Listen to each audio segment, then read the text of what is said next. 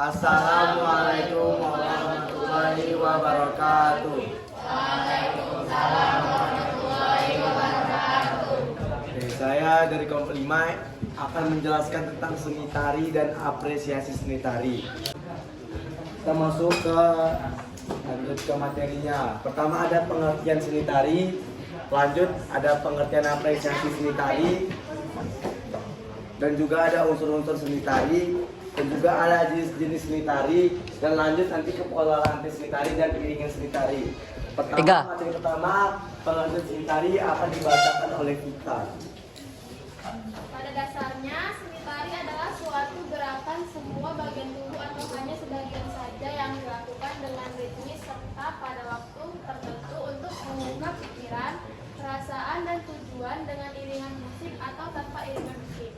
Dalam hal ini, penari yang menggunakan iringan musik, maka gerakannya akan mengikuti irama dari musik yang dibawakan.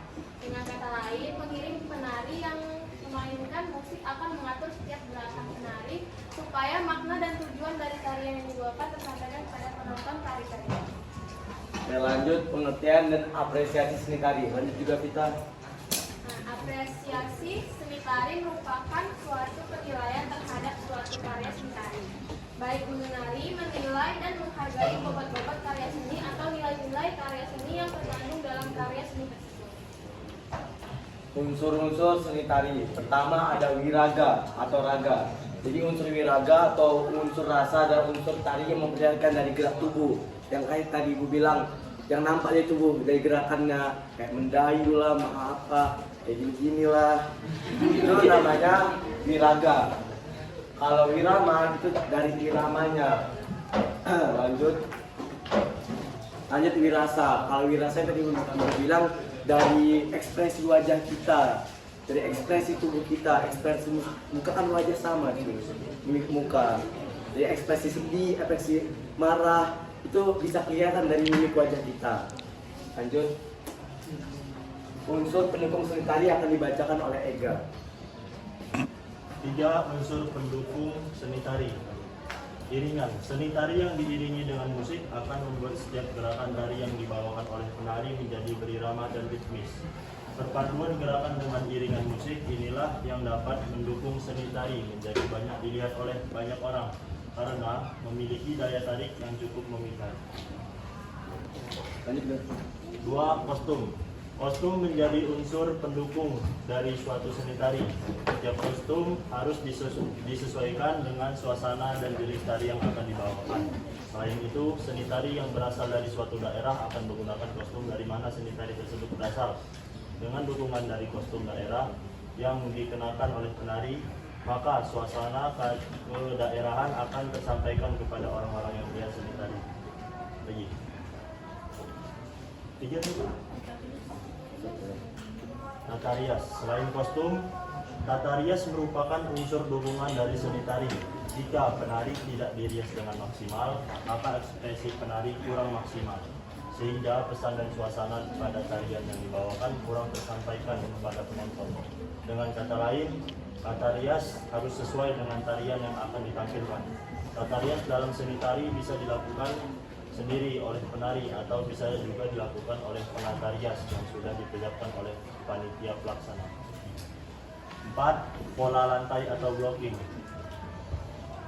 Seni tari yang sangat memfokuskan pada gerakan yang ritmis akan membuat penari tidak hanya berdiam diri saja, tetapi akan pindah dari tempat yang satu ke tempat yang lain. Oleh sebab itu, penari harus pandai untuk menguasai panggung agar setiap gerakan yang ditampilkan bisa memikat daya tarik para penonton. 5. Gerakan. Dalam unsur pendukung gerakan tarian, penari bisa mengombinasikan gerakan tarian dengan beberapa gerakan tambahan seperti tepukan, hentakan, dan lain-lain. Selain itu, gerakan bukan hanya berasal dari kaki atau tangan saja, tetapi ekspresi wajah harus diperhatikan juga. Keempat adalah jenis-jenis tari yang berdasarkan pada jumlah penari. Pertama ada tari tunggal atau solo. Ya kalau tari tunggal solo sendiri kan. Kalau tari berpasangan duet tari pasangan. Contohnya tari pasangan ada yang tahu nggak? Contoh tari pasangan, tari dansa, jadi tari berpasangan juga kan. Stop it. Get some help.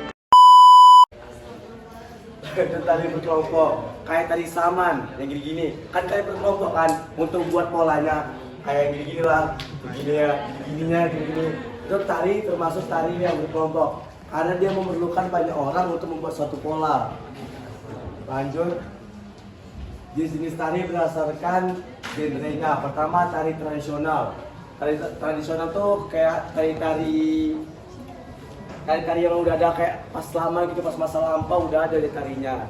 Jadi tarinya tidak ada perubahan, masih apa ya, masih asli lah, masih original.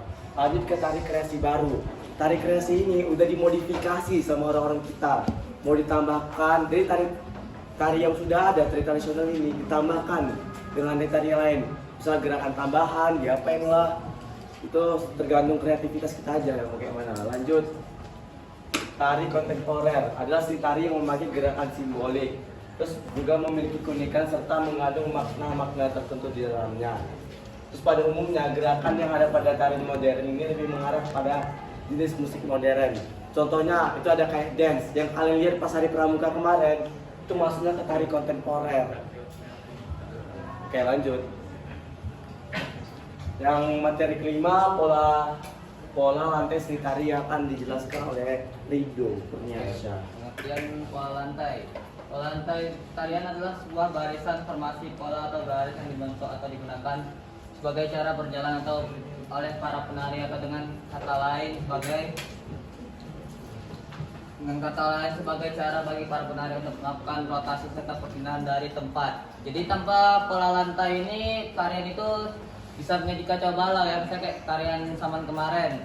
Misalkan kalau misalnya kita nggak ada pola lantainya, mungkin aja tarian itu berantakan, tidak teratur, tidak berbaris, dan bisa jadi hancur. Terus polanya juga bisa nggak kebentuk kan dok? Bisa kebentuk gitu. Jadi pola lantai ini juga termasuk penting ya. Dan jenis-jenis pola lantai ini terbagi menjadi 4. Pola lantai garis vertikal, dia lurus dari depan ke belakang, horizontal, miring-miring seperti silang, diagonal, belok, miring gitu kan. Terus ada juga Belakang, depan belakang seperti lapangan bola. izin bertanya Rido, kalau yang tari zaman itu dia maksudnya ke jenis pola lantai yang mana dok? Kalau tari zaman itu termasuk vertikal dua baris, Nice, dua dong. panjang. Nice. Fungsi pola lantai Apa-apa yang lah bisa kalian. dilihat ada 5, menunjukkan kekompakan penari. 2, mempermudah perpindahan gerak penari. 3, penari tampak lebih energik. 4, mencegah kekacauan. Dan 5, ciri khasnya. Lanjut. Musik iringan seni tari akan dijelaskan oleh Elisa. Silakan Elisa. Yang keenam, musik iringan seni tari. Pengertian musik iringan seni tari adalah salah satu komponen pendukung yang dibutuhkan pada sebuah seni tari, sebab seni tari berkaitan dengan gerak tubuh yang disesuaikan dengan irama. Jenis musik seni iringan tari itu ada 2, yang musik internal dan musik eksternal. Untuk fungsi Elisa, izin menambahkan Elisa. Jenis musik iringan tari ada musik internal dan musik eksternal. Ada yang tahu nggak contoh musik internal? Tepuk tangan. Contoh kayak gerakan yang sama gini-gini itu musik internal dari gerak tubuh kita sendiri. Kayak contoh tepukan kayak ini. Terus yang gini. Terus apa lagi yang musik eksternal? Itu contoh dari kayak alat musik, gitar, biola, atau apapun kayak piano bisa. Tuh, lanjut Elisa. fungsi musik iringan tari. 1, mengurangi suatu pengajian atau penampilan tari. Yang kedua, menambah semarak dan dinamisnya suatu tarian. Yang ketiga, mengatur dan memberi tanda efektif gerak tari. Yang keempat, menjadi mengendalikan dan memberi tanda perubahan bentuk gerak. Dan yang kelima, penuntun dan pemberi tanda awal dan akhir tari. Oh, sih. Bisa gak? Bisa. Ya, habis kayaknya. Oke, sekian presentasi yang bisa kami sampaikan. Kurang lebihnya kami mohon maaf. Ada yang ingin bertanya?